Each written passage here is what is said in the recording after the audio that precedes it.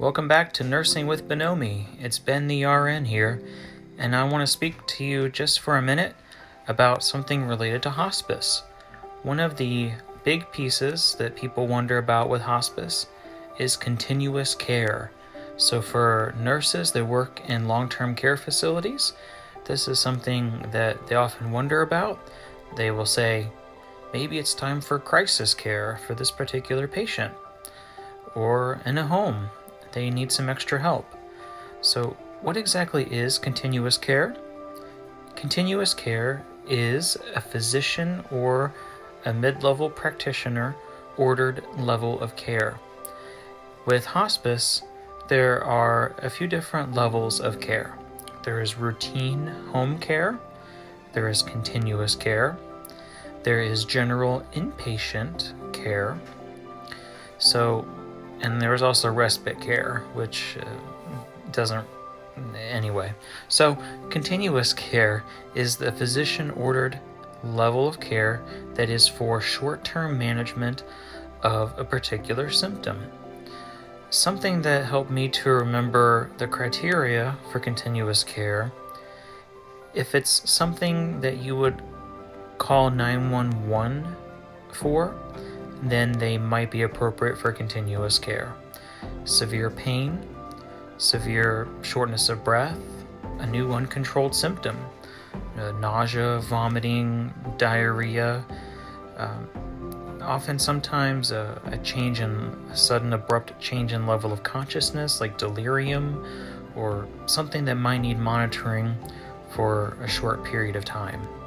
So this has to be ordered by a physician, and it has to be justifiable. We have to remember that hospice, the bankroll of hospice is the government, CMS, Centers for Medicare and Medicaid Services. And so pretty much they are going to want to make sure that hospices are good stewards of their money. And it is very important to make sure that somebody is appropriate for continuous care.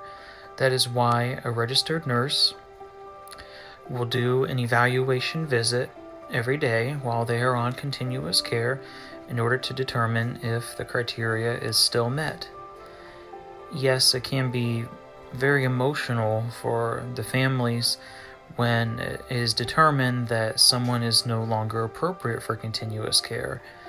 Sometimes they say that they feel abandoned, or they feel that they're not prepared to be able to help take care of their loved one. So during the continuous care process, educate, educate, and educate.